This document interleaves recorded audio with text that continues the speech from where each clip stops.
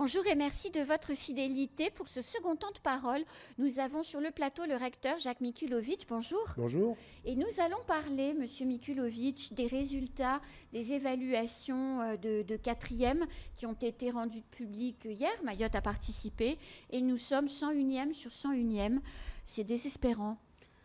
Alors, c'est vrai que c'est inquiétant. Les scores en mathématiques en France sont globalement faibles. C'est ce qu'a dit Gabriel Attal hier. Il a dit qu'il était très inquiet sur le niveau des résultats. Oui, alors il s'avère qu'hier ont été publiés les résultats pour les quatrièmes, mais aussi pour les sixièmes, mais aussi pour les CP, les CE1. En fait, c'était les résultats des évaluations des élèves. Vous savez qu'au mois de septembre, en fait, depuis cette année, les CP, les CM1, les sixièmes, les quatrièmes sont évalués. Alors, pour Mayotte, il faut pondérer un petit peu les résultats parce qu'on a 25% des élèves qui n'ont pas pu passer les tests. Pourquoi ? Donc, alors, on a eu la problématique de l'eau, Oui. on a eu des problématiques informatiques, donc tous les élèves n'ont pas été évalués. Néanmoins, on a des données statistiques, donc on peut extrapoler, on a des tendances. Et c'est vrai qu'au niveau national, et vous avez pu le voir sur une émission qui a été diffusée, notre éducation nationale est aujourd'hui en grande difficulté et Mayotte, plus spécifiquement, on est en très grande difficulté. Mais pourtant, Monsieur Mikulovic, les enseignants, ils se donnent. Alors c'est vrai, il y en a toujours, on peut dire, oh là là, mais l'extrême grande majorité des gens est hyper motivée par son travail. Et pour autant, toute cette implication, tous ces projets qui sont faits, ça ne conduit pas au résultat. On est 101e sur 101e. Alors, premièrement, il ne faut pas trop comparer les choses comme ça. Si on regarde bien qui sont en queue de classement, on va retrouver la Guyane, la Polynésie française, Mayotte. On est à peu de choses près positionnés avec des scores équivalents. Si on regarde la meilleure académie... Paris. Enfin, il y a des gros quartiers populaires, hein. 19, 20, c'est pas florissant. Oui, alors en même temps, rien à voir avec ce qui s'appelle chez nous l'IPS, l'indice de positionnement social. Et on sait que les conditions de vie à Mayotte, pour 40% de nos élèves qui sont dans des bangas pas forcément très confortables, avec pas toujours l'eau ni l'électricité, etc. Des préoccupations qui sont tout simplement des fois d'accéder à l'eau, d'avoir à manger aussi, bien sûr. qui sont quelque chose d'important, un environnement familial qui n'est pas forcément toujours très aidant et très structurant. Et un endroit pour dormir. Et un endroit pour dormir, vous l'avez évoqué. Donc, les conditions sociales aussi ont un impact sur les résultats. Maintenant, il ne faut pas non plus se cacher derrière cet aspect-là. Et puis, il faut bien regarder les résultats et les tendances. C'est-à-dire que, paradoxalement, nous restons derniers, mais nous sommes une académie qui progresse. C'est-à-dire on est moins mauvais qu'avant. Et cette dynamique, elle est assez importante. Alors, j'ai pris quelques données, excusez-moi si je prends le temps de lire. En mathématiques, le score moyen, c'est 250 points sur les évaluations. En quatrième. À Mayotte, c'est 183. Ah, c'est pas bon. Non, c'est pas bon. En France, tout confondu, 2/3 des élèves, 66%, 2 sur 3, hein, ont un score supérieur à 225 points. À Mayotte, c'est 7% des élèves qui ont un score supérieur à 225 points. C'est dramatique. Alors, il faut absolument qu'on travaille sur les mathématiques et on va y entamer aussi dans le cadre de ce que moi j'appelle les savoirs fondamentaux. Hein, donc il y a parler français et puis il y a aussi savoir compter. Mais alors justement, cette logique, avant de rentrer sur les mathématiques, cette logique de parler français, on a, le disent les enseignants, dans certaines zones, dans certains endroits, 80% des enfants dans la salle de classe qui ne parlent pas français couramment, dont le français n'est pas la langue maternelle. Est-ce qu'il ne faut pas, monsieur le recteur, obliger, même si je sais que la contrainte, c'est plus trop à la mode, mais est-ce qu'il ne faut pas obliger tous les enfants, tous les enseignants, à toutes les interactions, à parler français ? Dans la cour de récréation, si les enfants parlent français, forcément, ils améliorent leur niveau et ils maîtrisent plus de mots. Alors, déjà, je vous remercie de cette question et cette proposition, puisqu'elle va dans le sens de ce que je souhaiterais qu'on puisse mettre en place. Et je prends des exemples bêtes. Hein. Vous animez une séance d'activité sportive, de PS, hein, c'est comme ça que ça s'appelle à l'école. Vous faites arbitrer les gamins, ils parlent en shimaoré. Si le prof ne parle pas shimaoré, il ne comprend rien. Le prof ne comprend pas, mais surtout, il ne peut pas réguler l'intérêt de la mission d'arbitre pour le jeune. Et au-delà de cette contrainte, c'est aussi permettre aux élèves d'acquérir cette habitude du langage et enrichir aussi son vocabulaire. Parce qu'on sait que la difficulté, outre parler français devient quelque chose de difficile, c'est le nombre de mots connus par les élèves et leur définition, le sens de ces mots, qui est très important pour pouvoir apporter des nuances aux explications. On sait que la langue française est riche, à la fois en vocabulaire, mais aussi en syntaxe, en grammaire, pour pouvoir expliquer des choses de manière très pertinente et très fine. Et donc, on a les résultats aussi en quatrième en mathématiques. C'est 77% des élèves en France qui lisent au moins 120 mots par minute. Ça veut dire 120 mots par minute, ça veut dire qu'on est à l'aise pour lire. Et donc, si on est à l'aise pour lire, on peut aussi comprendre ce qu'on lit. Absolument. Et à Mayotte, on n'a que 28% des élèves qui lisent 120 mots par minute, avec une différence filles-garçons. 22% des garçons, 35% des filles. C'est-à-dire les filles sont meilleures que les garçons. Bon, mais ça, c'est tout le temps à l'école. Enfin, pardonnez-moi. C'est souvent... Et pas qu'à l'école. Mais enfin, ça, après... Non, mais vous avez raison, au niveau scolaire, en tout cas.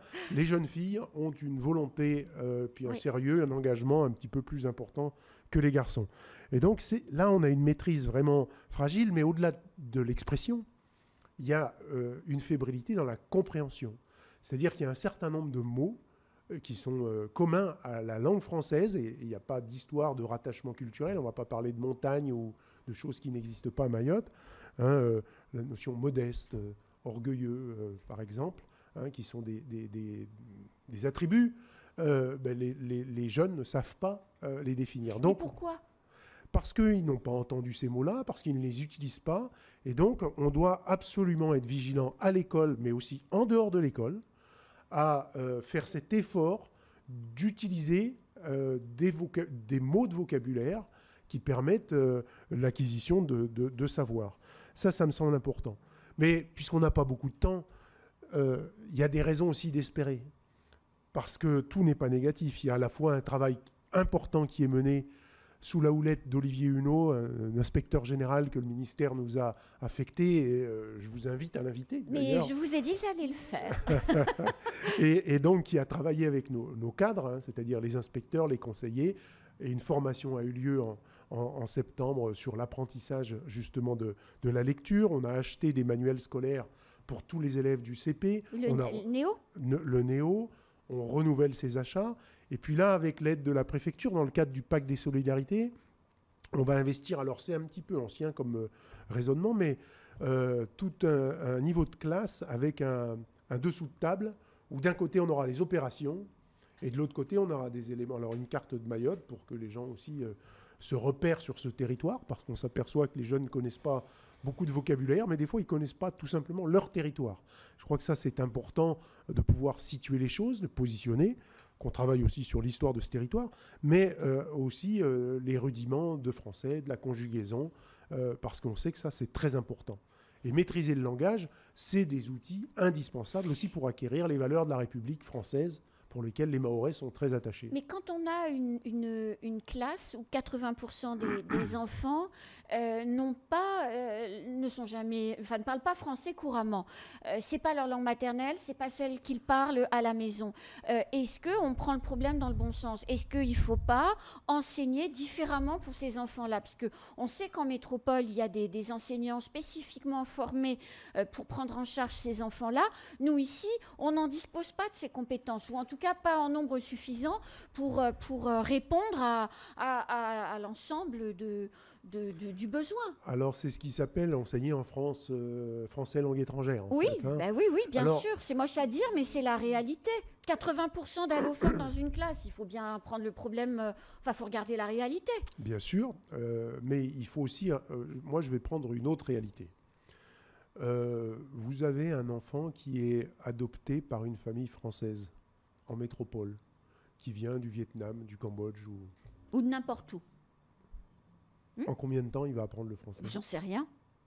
En moins de 6 mois. Oui, peut-être, mais il est peut-être tout seul dans sa classe à ne pas parler français. Là, aujourd'hui, 80% des enfants, ils parlent tous la même langue et elle vient d'en jouant. Donc, ça facilite les choses. Non, ça les rend compliquées. Dans la mesure où vous avez en région parisienne, des fois, 35 nationalités différentes, avec des langues différentes. Moi, je suis premièrement, pas opposé à l'utilisation de ce qu'on appelle la langue vernaculaire. Je ne sais pas ce que ça veut dire. La langue vernaculaire, c'est justement la langue de naissance, laquelle on utilise. Ici, Shimaoré, Kibushi, Swahili, mais ça nous pose aussi une difficulté. Il faut que les enseignants maîtrisent les deux langues. Bah oui. J'ai rencontré des familles mahoraises qui étaient installées en métropole, qui sont revenues à Mayotte, qui me disent, moi j'ai scolarisé mes enfants, l'enseignant leur a parlé en kibushi, mais moi mes enfants mahorais ne parlent pas le kibushi, ne parlent que le français. Donc, on utilise la langue de l'enfant, de naissance, si on la maîtrise, comme langue passerelle au niveau du cycle 1, c'est-à-dire à l'école maternelle, oui. À partir du cycle 2 du CP, non, parce que ce n'est pas unifié aussi le territoire, ce n'est pas unifié aussi le groupe. Et quand on est baigné justement dans cet environnement culturel de la langue, on peut l'apprendre plus rapidement. Vous envoyez vos enfants, vous qui ont 15-16 ans à l'étranger, en combien de temps ils parlent la langue du pays? Bah, pas brillant. Hein. Vous savez, nos jeunes, ils ont des compétences. Les miens sont allés en Suède et aux États-Unis. En 6 mois, ils parlent la langue du pays. Donc, il s'avère que quand on est baigné dans l'environnement, et la difficulté qu'on a sur Mayotte, au sein des classes, c'est de créer les conditions d'interaction entre élèves et enseignants. Parce que là, on n'a pas cette habitude pédagogique d'échanger. Et il faut qu'on travaille justement sur la prise de parole des enfants, leur permettre d'oser prendre la parole. Eh ben, on va rester sur ces paroles encourageantes, de permettre aux enfants de travailler différemment pour apprendre le français, c'est-à-dire d'échanger entre eux et avec l'enseignant pour mettre des mots de vocabulaire dans la bouche. Bien sûr, mais on parlait des mathématiques et puis j'ai l'inspecteur de maths en 4e qui m'a fait un bilan. Ouais. Certes, il y a les résultats comparatifs à l'échelle nationale, mais il y a les résultats de Mayotte. Et on s'aperçoit qu'à Mayotte, on observe une certaine stabilité, voire des progrès entre la 6e et la 4e. Donc tout n'est pas définitivement catastrophique. En travaillant sur la pédagogie, en continuant à former nos enseignants, en continuant à croire et à faire évoluer nos pratiques, on améliorera le résultat des élèves, mais il faut qu'ils s'y engagent aussi, et leurs familles aussi. En tout cas, elle est bien mignonne. Ben, bien sûr. Et on a envie qu'elle ait une mention au bac. Et qu'elle réussisse, voilà. Ses études supérieures. Allez, c'est la fin de ce temps de parole. Merci, monsieur le recteur. À très bientôt. Au revoir. Et puis nous, c'est la suite de nos programmes.